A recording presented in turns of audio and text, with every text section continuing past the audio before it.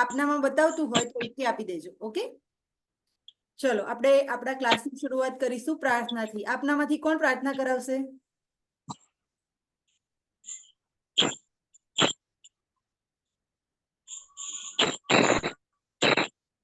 જેના hand rays ઊંચા છે આપણે એમાંથી કોઈને લઈએ. હસુમતીબેનને.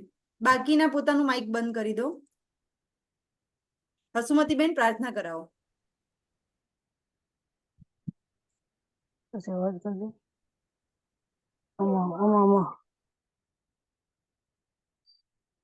અવાજ આવે છે તમારો હસુમતીબેન? સ્ટાર્ટ કરો તમે. તમને જેવી રીતે ફાવે, જેવું ફાવે, બિલકુલ ડર્યા વિના, હે ને? ઓકે, આપણે કોઈ પણ એક આસનમાં બેસીશું. સુખાસન, પદ્માસન કે કોઈ પણ આપણને જે ફાવે એ આસનમાં, અને આપણે જ્ઞાન મુદ્રા કરીશું. સાથે આંખો પણ બંધ કરીશું અને સમઘસત્વ વાળી પ્રાર્થના કરીશું. ઓમકાર વખત ઓમકાર સાથે આપણે પ્રાર્થના શરૂઆત કરીશું.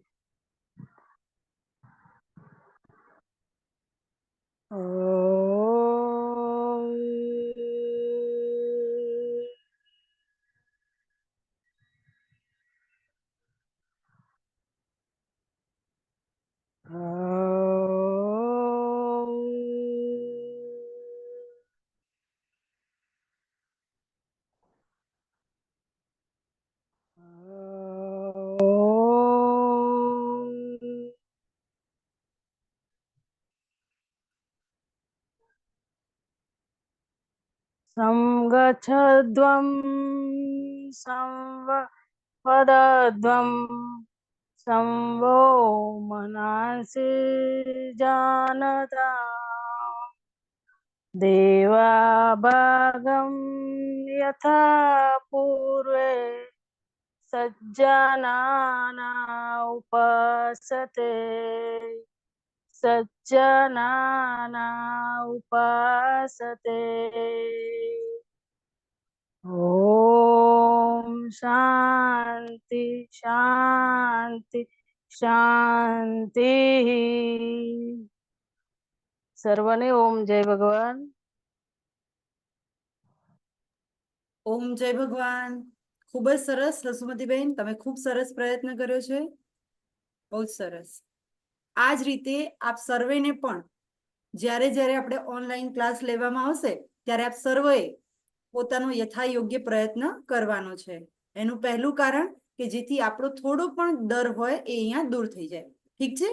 ચલો, તો નેક્સ્ટ આપણે આજે જે ક્લાસ સ્ટાર્ટ કરીએ છીએ એની અંદર આપણો જે અભ્યાસક્રમ છે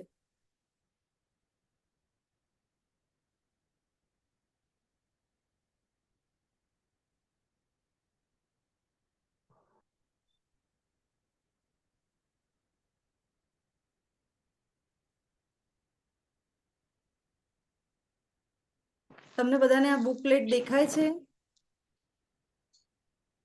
હા, ઓકે. હવે મને સ્ક્રીન પર તમે બહુ ઓછા દેખાશો, બરાબર છે? તો બુકલેટ આપણી જે છે સિલેબસની એ મેં અહીંયા શેર કરી છે તમારી સાથે, બરાબર? તો કંઈ પણ કંઈ દિક્કત હોય, કંઈ પણ પ્રોબ્લેમ હોય તો તમે મને સાથે કહેતા રહેજો. દેખાય છે બધાને સ્ક્રીન બરાબર? ઓકે, હું થોડી આને ઝૂમ કરી દઉં. ઓકે, અને આપણી પાસે પણ આની ઝેરોક્સ બધા પાસે છે ને? બધા પાસે?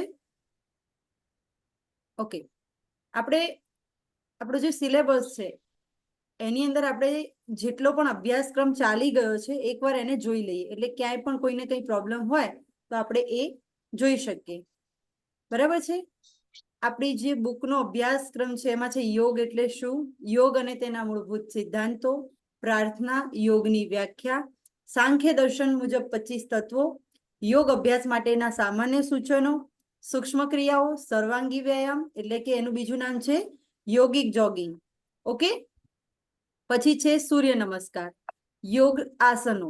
તો વિવિધ યોગાસનો જે છે એમાં ઊભા ઊભા કરવાના આસનો, બેસીને કરવાના આસનો, નાભીના બળ પર એટલે કે પેટના બળે અને પીઠના બળે કરવાના એટલે કે કમરના બળે, બરાબર?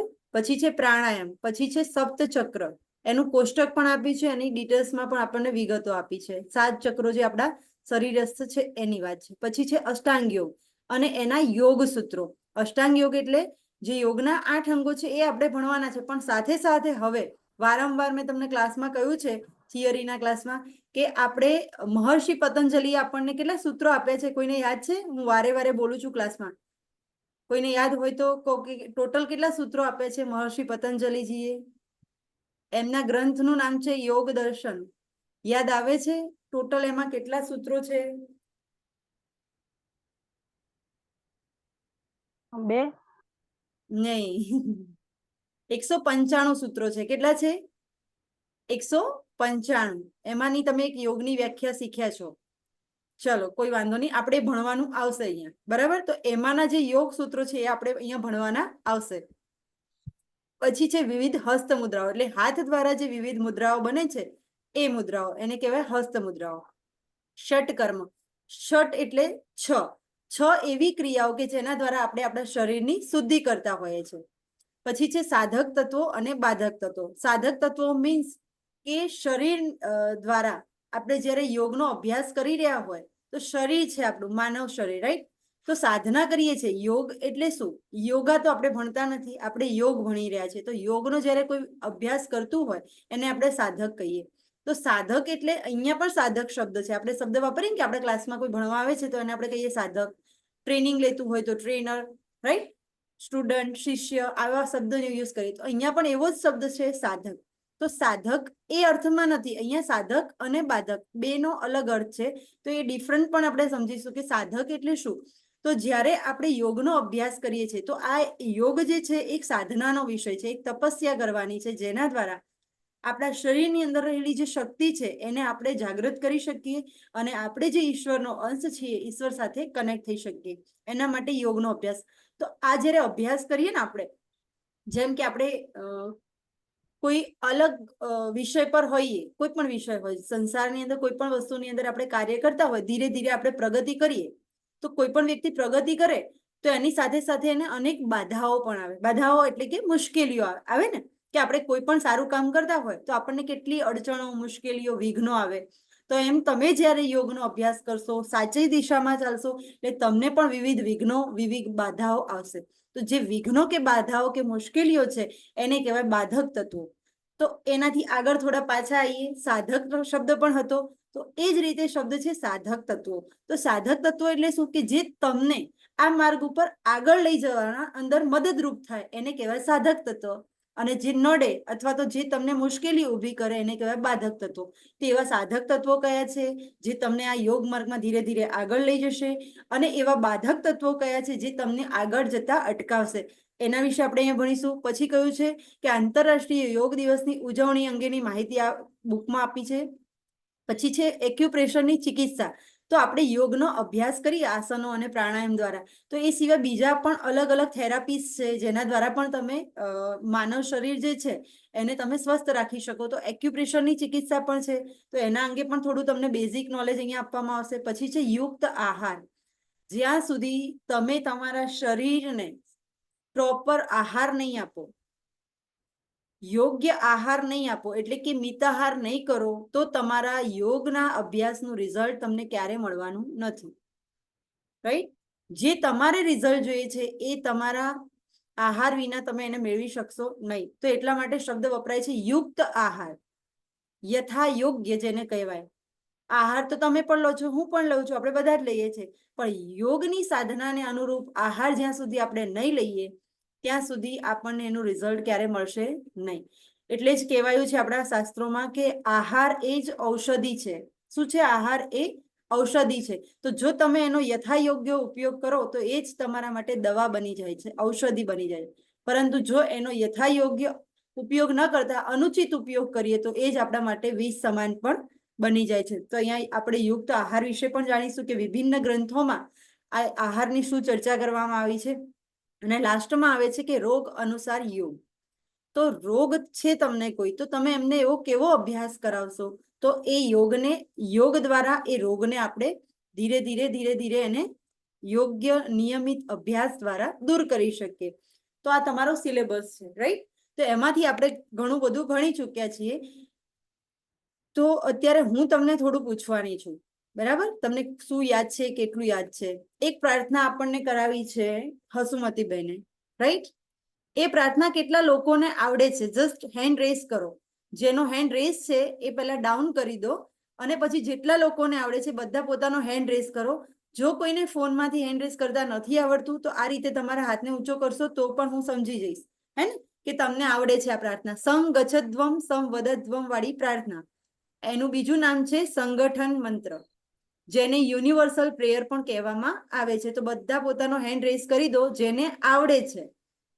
એટલે નેક્સ્ટ લેક્ચરમાં બધાને વારાફરતી બોલવાની આવશે. કોણને ક્યારે બોલવાની છે એ હું પૂછી લઈશ. ચલો, 2 જણના જ હેન્ડ રેઝ છે, બાકી બધા ક્યાં ગયા? કરો કરો ફટાફટ, ફાસ્ટ. Very good. કહા હો સબ?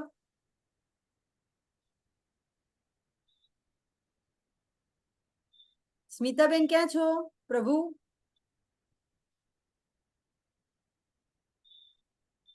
બાકીના બધા? કલ્પનાબેન, મંજુલાબેન, દક્ષાબેન, હંસાબેન.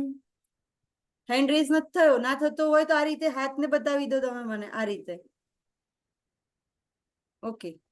ના આવડતું હોય તો ચિંતા કરવાની નહીં, ટેકનોલોજી આપણે બનાવી છે, ટેકનોલોજી આપણને નથી બનાવ્યા. Okay, so don't worry. આપણે અહીંયા બધું જ શીખવાનું છે, માત્ર યોગ નથી શીખતા, યોગ સાથે સાથે આપણી જાતને પણ આપણે ઇમ્પ્રૂવ કરવાની છે. ઓકે, ચલો આગળ.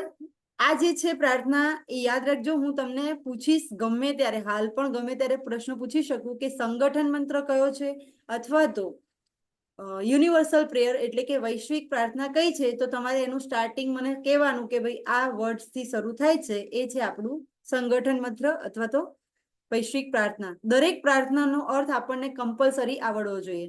ચલો નેક્સ્ટ છે ગાયત્રી મંત્ર. ગાયત્રી મંત્ર બધાને આવડે છે. મહામૃત્યુંજય મંત્ર બધાને આવડે છે. આપણે લઈશું એકવાર શાંતિથી, બરાબર છે?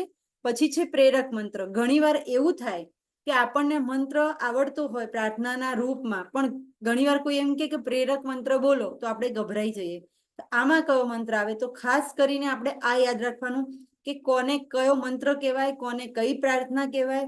આ વસ્તુ આપણને ખાસ આવડવી જોઈએ. ઠીક છે? એકવાર હું દરેકના રાગ ગાઈને અહીંયા શીખવાડી દઉં તમને, કે પછી આગળ લેવું છે? બોલો, આપની જે ઈચ્છા હશે એ પ્રમાણે અહીંયા ચાલશે ક્લાસ. એકવાર લઈ લો બધા મંત્ર 5 તો તમે આગળ ફરીથી જોઈને તમારે તૈયારી કરવી હોય તો કરી શકો. Hasumatiben, Smitaben, okay. Smitaben, Hasumatiben, okay. Kalpuben, Kalpanaji, okay. Hansaben, okay. Veenaben, okay. તો ચલો એકવાર આપણે પ્રાર્થના લઈ લઈએ આમાં, બરાબર? એટલે તમને બધાને પ્રાર્થનાનો જે પણ પ્રોબ્લેમ હોય અહીંયાથી સોલ્વ થઈ જાય. તો એકવાર હું બધી જ પ્રાર્થના લઈ લઉં છું. આપણા સિલેબસમાં ટોટલ 5 પ્રાર્થના છે. એમાં પહેલી જે છે, કોઈ પણ પ્રાર્થના કરવી હોય તો જેમ હસુમતીબેને સ્ટાર્ટ કર્યું હતું એ જ રીતે, કે જ્યારે કોઈ પણ પ્રાર્થના કરીએ તો આપણું બોડીનું જે પોસ્ચર છે એક સમસ્થિતિમાં હોવું જોઈએ. પ્રાર્થના કરવા માટે હંમેશા કોઈ પણ એક ધ્યાનાત્મક આસનમાં બેસવાનું. પદ્માસન છે, સિદ્ધાસન છે, તમને જે પણ આસન અનુકૂળ હોય, સિદ્ધ યોની આસન છે, એમાં બેસી બંને હાથની નમસ્કાર મુદ્રા અથવા તો જ્ઞાન મુદ્રા પણ તમે બનાવી શકો છો. અને નમસ્કાર મુદ્રા આ રીતે, અને પ્રાર્થના કરીશું આપણે. પહેલી પ્રાર્થના છે તમારી સંગઠન મંત્ર. ઓમ સંગચ્છધ્વમ સંવદધ્વમ સંગચ્છધ્વમ સંવદધ્વમ સંવો મનાંસી જાનતા સંવો મનાંસી જાનતા દેવાભાગમ યથા પૂર્વે દેવાભાગમ યથા પૂર્વે સજ્જનાના ઉપાસતે સજ્જનાના ઉપાસતે. હવે આપણે આ પ્રાર્થનાનો અર્થ જાણી લઈશું. આપણે સૌ એક સાથે ચાલીએ, એક સાથે બોલીએ, આપણા સૌનું મન એક બને. પ્રાચીન સમયમાં આપણા દેવતાઓનું આવું આચરણ હતું, તેથી તેઓ વંદનીય હતા. ઓકે, પ્રાર્થના એક અહીંયા પૂર્ણ થાય છે. સેકન્ડ નંબરની પ્રાર્થના છે જેને આપણે હંમેશાથી નાના હતા ત્યારથી આપણે બધા જ ગાતા આવ્યા છીએ, જે છે આપણું ગાયત્રી મંત્ર. આપણે શબ્દ યુઝ કરીએ છીએ. અહીંયા છે ગાયત્રી મહામંત્ર. એને કેટલું મોટું બિરુદ આપ્યું છે કે મહામંત્ર. તો એની ઇફેક્ટ કેટલી બધી હશે. મોટા મોટા વૈજ્ઞાનિકો પણ સાબિત કર્યું છે કે ગાયત્રી મંત્ર જે છે એ તમારા બોડી નહીં, માઇન્ડ પર પણ એટલી જ ઇફેક્ટ કરે છે, રાઈટ. તો આપણે આપણી દેશમાં રહીએ છીએ તો આપણને ગાયત્રી મંત્રનું શું મૂલ્ય છે એ પણ ખબર હોવી જોઈએ, અને કમ્પલસરી આપણને આપણા ઘરના બાળકોને દરેકને આ મંત્ર આવડવો જોઈએ. એટલે અહીંયા કહ્યું છે મહામંત્ર, તો ગાયત્રી મહામંત્ર. આપણે એને અલગ અલગ રાગમાં ગાઈ શકીએ છીએ. ઓકે, તો શરૂ કરીશું ગાયત્રી મહામંત્ર. ઓમ ભૂર્ભુવસ્વઃ તત્સવિતુર્વરેણ્યં ભર્ગો દેવસ્ય ધીમહિ ધિયો યો નઃ પ્રચોદયાત. એનો અર્થ જોઈ લઈએ. હે પ્રાણ સ્વરૂપ, દુઃખોનો નાશ કરનાર, સુખ સ્વરૂપ, શ્રેષ્ઠ, તેજસ્વી, પાપનાશક દેવ સ્વરૂપ પરમાત્માને અમે અંતરાત્મામાં ધારણ કરીએ. હે ઈશ્વર, અમારી બુદ્ધિને સન્માર્ગે પ્રેરિત કરો, જેનો આ અર્થ થાય છે. થર્ડ નંબરની આપણી જે પ્રાર્થના છે એનું નામ છે મહામૃત્યુંજય મંત્ર. વારંવાર આપણે નાના હતા ત્યારથી ભગવાન શિવના મંદિરે જઈએ, ભગવાનને જળ ચડાવીએ, જેવું આવડે એવું કાલું ગીલું આપણે ભગવાન જોડે ગાતા હતા, હે ને. પછી ધીરે ધીરે સમજ પડે એમ આપણે અલગ અલગ મંત્રોચ્ચાર કરતા હોઈએ છીએ. આ જે છે મહામૃત્યુંજય મંત્ર, આ જે મંત્ર છે ને, માર્તંડ ઋષિ જે છે એમણે એની રચના કરી હતી. એટલે આવું પણ યાદ રાખજો, ક્યારેક કામ લાગશે તમને. બરાબર. જે મંત્ર જે છે એ આ પ્રમાણે છે, મહામૃત્યુંજય મંત્ર. ઓમ ત્રયંબકમ યજામહે સુગંધિમ પુષ્ટિવર્ધનમ ઉર્વારુકમિવ બંધનાત મૃત્યુર્મોક્ષીયમામૃતાત. જેનો અર્થ આ પ્રમાણે છે, હે પરમાત્મા, સંપૂર્ણ પરિપક્વ થયેલા ચીબડાના ફળ આપોઆપ તેના વેલામાંથી ખરી પડે છે, તે રીતે મને તમે અમૃતમય આત્માથી અમરત્વ પ્રાપ્ત થાય તે માટે મૃત્યુના બંધનથી મુક્તિ પ્રદાન કરો.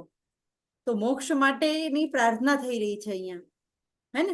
જેમ કોઈ પણ વૃક્ષ હોય એ ફળ આપતું હોય, તો જેમ કોઈ પણ વૃક્ષ છે એનું ફળ છે, તમે કાચું હોય તો તોડીને લઈ શકો, પણ એ પાકે ને એનો સમય થાય એટલે ઓટોમેટિક એ નીચે જ પડી જાય, હે ને. તો જ્યારે આપણે પોતે જઈએ, જ્યારે આપણો સમય આવે તો ભગવાનને એવી જ પ્રાર્થના કરવાની છે કે મને પણ, એટલે કે આ જીવાત્મા રૂપી જે શરીર છે એ શરીરનો સમય પાકી જાય એટલે શરીર તો વિલીન થઈ જાય છે પંચ મહાભૂતમાં. તો આ જે આત્મા છે એને તમે અમરત્વ પ્રાપ્ત કરાવો. એટલે જ્યારે મારો સમય પાકે ત્યારે હે ઈશ્વર, હે પરમાત્મા, મને મૃત્યુમાંથી તમે મુક્તિ તરફ લઈ જાઓ, એટલે કે મોક્ષ તરફ લઈ જાઓ.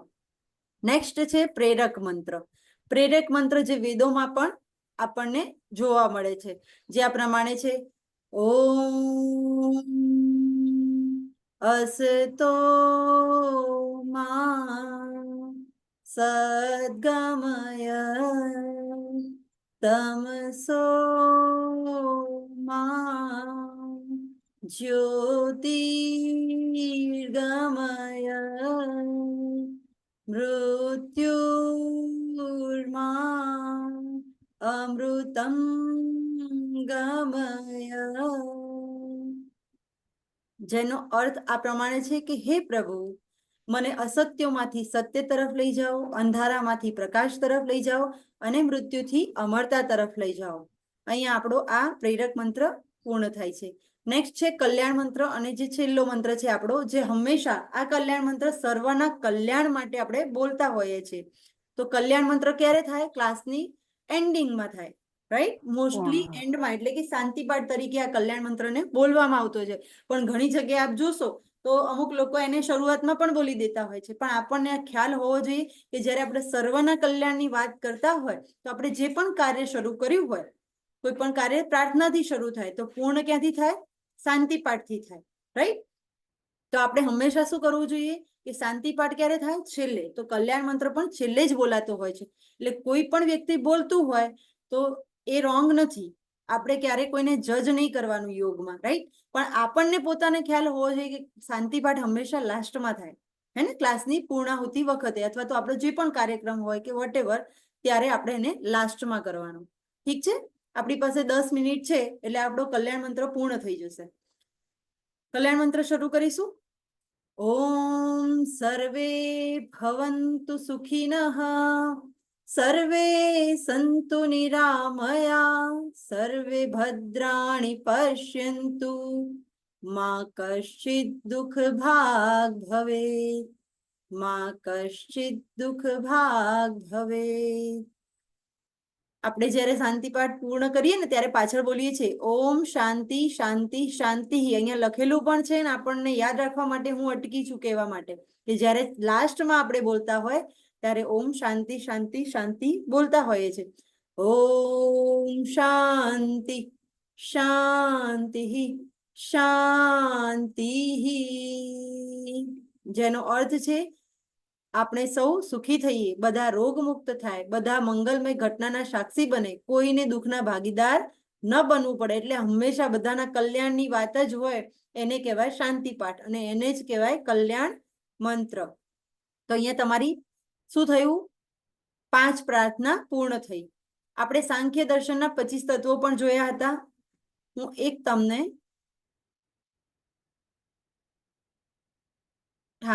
યોગ અભ્યાસ માટેના સામાન્ય સૂચનો એકવાર આપણે લઈ લઈએ, બરાબર? જે આપણને ખ્યાલ પણ રહે અને સડન આપણને એક્ઝામ માટે કોઈ પૂછે તો તમને યાદ પણ રહે, રાઈટ? તો યોગનો અભ્યાસ કરવો હોય તો શું વસ્તુઓ તમારે ધ્યાનમાં રાખવી જોઈએ? તમને વાઇવામાં કોઈ પૂછે કે જણાવો, ચલો તમારે યોગ ક્લાસ શરૂ કરો છો, તો તમે તમારા સ્ટુડન્ટને શું કહેશો? તો એના માટેના સામાન્ય સૂચનો છે જે જોઈ લઈએ આપણે. આસન પ્રાણાયામના અભ્યાસ માટે, એટલે કે યોગના અભ્યાસ માટે એકાંત, નીરવ, પવિત્ર અને મનોહર સ્થાન પસંદ કરવું જોઈએ. જ્યાં વાયુની ગતિ તેજ હોય તેવા સ્થાનમાં બેસીને અભ્યાસ ન કરવો જોઈએ. શું કહે છે? કે જ્યાં આગળ શાંતિ હોય, પવિત્ર સ્થાન હોય, મનોહર જગ્યા હોય, ત્યાં આગળ બેસીને શું કરવું જોઈએ? આપણે યોગનો અભ્યાસ કરવો. ખૂબ પવન આવતો હોય તો તમે વારંવાર ડિસ્ટર્બ થશો, તમે યોગ્ય પ્રાણાયામ નહીં કરી શકો, આસન પણ નહીં કરી શકો, તમારું મન વારે ઘડી વિચલિત થશે, રાઈટ? તો આ વસ્તુ આપણે ધ્યાન રાખવાની કે ક્યાં બેસીને કરવાનો, કે શાંત જગ્યા હોય ત્યાં આગળ, પવિત્ર પણ હોવી જોઈએ. પછી આજુબાજુ પ્રદૂષણ હોય તો ત્યાં કરાય નહીં.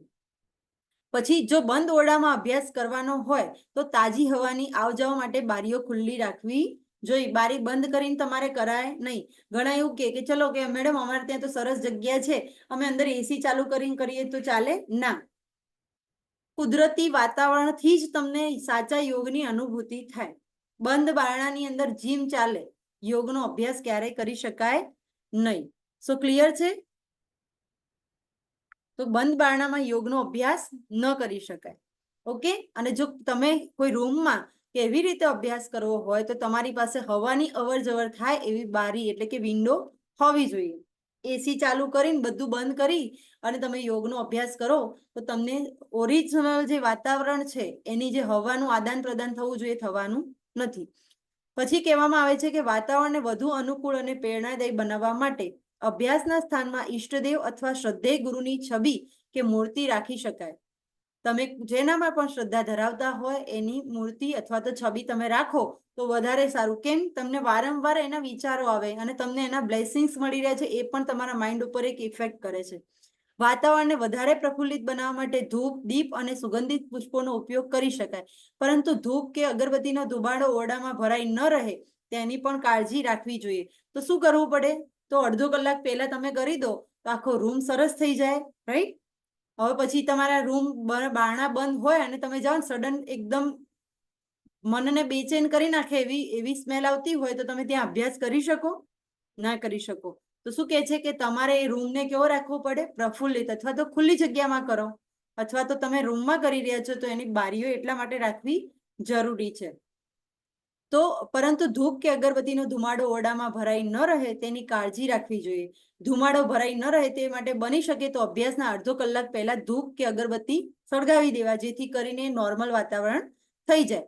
પછી કહે છે કે આસન પ્રાણાયામના અભ્યાસ માટે પ્રાતઃકાળનો સમય ઉત્તમ માનવામાં આવે છે, તેમ છતાં સંધ્યાનો સમય ઉચિત અને અનુકૂળ માનવામાં આવે છે. સમય ભલે અનુકૂળ પસંદ કરવામાં આવે, પરંતુ એને નિયમિત રીતે નિભાવવો આવશ્યક છે. પ્રાતઃ કર્મોથી પરવાર્યા બાદ પૂર્વાભિમુખ કે ઉત્તરાભિમુખ બેસીને આસન પ્રાણાયામનો અભ્યાસ કરવો જોઈએ. શું કહેવામાં આવે છે કે યોગનો અભ્યાસ કરવો હોય તો એનો બેસ્ટ ટાઈમ, આ એક પોઈન્ટ છે કે એનો ટાઈમ કયો તો બેસ્ટ ટાઈમ છે પ્રાતઃકાળનો, એટલે કે બ્રહ્મ મુહૂર્તનો, રાઈટ? સૂર્યોદય થાય એના પહેલા, એના 96 મિનિટ પહેલાનો એને કહેવાય બ્રહ્મ મુહૂર્ત. એ બેસ્ટ છે. તેમ છતાંય તમે સાંજે પણ કરી શકો, બરાબર, સૂર્યાસ્ત પહેલા પણ.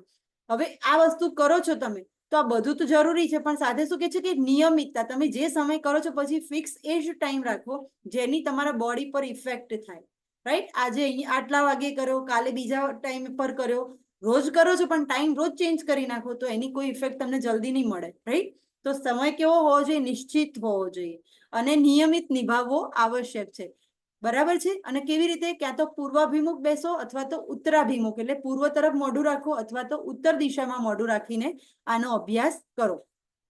અભ્યાસ માટે 3 ફૂટ પહોળું અને 6 ફૂટ લાંબુ આસન રાખવું. આ પણ બહુ ઇમ્પોર્ટન્ટ ક્વેશ્ચન છે, આગળનો પણ અને આ પણ. કેટલું માપ રાખવું જોઈએ? આસનનું માપ શું હોવું જોઈએ? તો 3 ફૂટ. લખવું હોય તો લખતા રહેજો કે 3 ફૂટ પહોળું અને 6 ફૂટ લાંબુ આસન રાખવું જોઈએ. તે વધુ પડતું નરમ કે જાડું ન હોવું જોઈએ. 3 ગળી વાળેલો ધાબળો અથવા જાડી શેતરંજી અભ્યાસ માટે લઈ શકાય છે. અને આનાથી પણ બેસ્ટ તમારે શ્રીમદ ભગવદ્ ગીતાજીનો 6ઠ્ઠો અધ્યાય ખોલશો તો આસનો કેવા કેવા હોવા જોઈએ એનો પણ ઉલ્લેખ શ્રીમદ ભગવદ્ ગીતાજીમાં કરેલો છે. આત્મસંયમ યોગની અંદર અધ્યાય 6 ચેક કરજો શું લખ્યું છે, હું તમને પછી પૂછીશ. ઓકે, પછી કહેવામાં આવ્યું છે આગળ જેમ ભણ્યા યુક્ત આહાર, અહીંયા એનો પણ ઉલ્લેખ છે કે મિતાહાર, સંયમ અને નિયમિત ઊંઘ આસન પ્રાણાયામના અભ્યાસ માટે જરૂરી છે. પહેલા તમારો સમય આવશ્યક છે, પછી તમારા માટે પ્રોપર આસન જરૂરી છે, પછી કહ્યું કે મિતાહાર એટલે યોગ્ય ભોજન જોઈએ, સંયમ જોઈએ એટલે તમારા ઇન્દ્રિયો પર કંટ્રોલ પણ જોઈએ, નિયમિત ઊંઘ, વધારે પડતા સૂવો તો પણ નહીં રિઝલ્ટ મળે, ઓછું સૂશો તો પણ રિઝલ્ટ નહીં મળે. એ પણ શ્રીમદ ભગવદ્ ગીતાજીમાં ભગવાન શ્રી કૃષ્ણએ કહ્યું છે, એ પણ 6ઠ્ઠા અધ્યાયમાં, એટલે વાંચજો. આસન પ્રાણાયામનો અભ્યાસ કરવો હોય તો આ બધી વસ્તુ ખૂબ જ ઇમ્પોર્ટન્ટ છે. મિતાહાર, સંયમ અને નિયમિત ઊંઘ. હંમેશા અભ્યાસ ક્યારે કરવો જોઈએ, કેવો કરવો જોઈએ? તો હંમેશા ખાલી પેટે અભ્યાસ કરવો. મૂત્રાશય અને આંતરડા પણ ખાલી હોવા જોઈએ, એટલે કે શૌચની ક્રિયા કર્યા પછી જ તમારે યોગનો અભ્યાસ કરવાનો. બીજું, પેટ ખાલી હોવું જોઈએ, એટલે કે ભોજન કર્યા પછી તરત અભ્યાસ કરાય નહીં. 3.5 થી 4 કલાક પછી તમે આસન કે પ્રાણાયામનો અભ્યાસ કરી શકો. તો તમને જે સમય આપવામાં આવ્યો પ્રાતઃકાળ, ધેટ મીન્સ રાત્રે ભોજન કર્યું તો પેટ ઓટોમેટિક ખાલી જ હોય, સવારે શૌચ કરીને પછી જ યોગનો અભ્યાસ કરવાનો, તો થઈ ગયું કોમ્બિનેશન સરસ, રાઈટ? પણ હવે આપણે એમ કહીએ કે હું તો બપોરે 1 વાગે યોગનો અભ્યાસ કરું તો સેટ થાય? ન થાય. તો આપણે આપણા ટાઈમનું સેટિંગ કરવું, પેટને ક્યારે ખાલી રાખી શકીએ, ક્યારે આપણું પેટ સાફ પણ હોય, બધું આપણે એડજસ્ટ કરવું જરૂરી છે. તો તમને એનું બેસ્ટ, એકદમ બેસ્ટ રિઝલ્ટ મળશે. ઓકે, ભોજનના 3 કલાક પછી અને પ્રવાહી ખોરાક લીધા હોય તો 1 કલાક પછી આસન પ્રાણાયામનો અભ્યાસ કરી શકાય. આવી ગયું? મેં તમને 3.5 થી 4 કલાક કહ્યા છે, અહીંયા આપણને 3 કલાક ભલે લખ્યા, પણ તમે 3.5 કલાક તો ભોજનને પચવામાં થાય જ છે, રાઈટ? તો આ પણ ખોટો સમય, ખોટું નથી લખ્યું, રાઈટ? તો કોઈ જગ્યાએ 3 કલાક હોય, કોઈ જગ્યાએ 3.5 હોય કે 4 કલાક હોય, તમને નિયર અબાઉટ જ ટાઈમ છે. અને જો કોઈ લિક્વિડ લીધું હોય તો 1 કલાક પછી. નેક્સ્ટ જોઈશું. ઓકે, અચ્છા, અભ્યાસ કર્યો હોય, અભ્યાસ કરતા પહેલા તો આ રીતની પોઝિશન, પણ અભ્યાસ કર્યો પછી, તો અભ્યાસ કર્યા પછી અડધા કલાક કે પોણા કલાકની વિશ્રાંતિ બાદ, એટલે કે તમે યોગનો અભ્યાસ કરો છો એના અડધા કે પોણા કલાક પછી ભોજન કે પ્રવાહી લઈ શકાય છે. મળાવરોધ, બેચેની કે રોગની સ્થિતિમાં આસન પ્રાણાયામનો અભ્યાસ ના કરવો જોઈએ. તમારે તમને મળાવરોધ થતો હોય, શરીરમાં બેચેની હોય કે શરીરમાં કોઈ રોગ હોય, એ સમય દરમિયાન આસન કે પ્રાણાયામનો અભ્યાસ ન કરવો. અહીંયા ના પાડે છે, પણ કેમ? તમારે કોઈ એક્સપર્ટ, કોઈ અનુભવી શિક્ષક હોય, એમના સલાહ સૂચન પ્રમાણે જ તમારે અભ્યાસ કરવો. ડાયરેક્ટ કોઈ વિડીયો કે કંઈ જોઈ અને આપણે ક્યારે અભ્યાસ કરવો નહીં. જેમ કે તરવાની ચોપડી વાંચો કે કેમ તરી કેવી રીતે શકાય, તો એમાંથી તરી ના શકાય. સમજી શકાય કે તરવા માટે કેટલા સ્ટેપ હોય, તો એ જાતે પાણીમાં પડવું પડે, પણ એકલા પડીએ તો પછી કોણ કાઢવા આવે, રાઈટ? તો સેમ વસ્તુ છે કે યોગ છે એક ગુહ્ય વિદ્યા છે, તો એને આપણે કોઈ પણ એક શિક્ષક કે કોઈ અનુભવી વ્યક્તિ હોય એના અંડરમાં જ એનો અભ્યાસ કરવો જોઈએ. પછી કહેવામાં આવ્યું છે કે બહેનોની ગર્ભાવસ્થા દરમિયાન અને પ્રસૂતિ બાદ તબીબ અને નિષ્ણાત યોગ ચિકિત્સકની સલાહ મુજબ આસન અને પ્રાણાયામનો અભ્યાસ કરી શકાય છે, પરંતુ માસિક ધર્મના 4 થી 6 દિવસ દરમિયાન અભ્યાસ ન કરવો જોઈએ. ઓકે, ઘણા બધાના પ્રશ્નો આવતા હતા કે કરવો કે ના કરવો, તો અહીંયા એનો જવાબ છે. એ પણ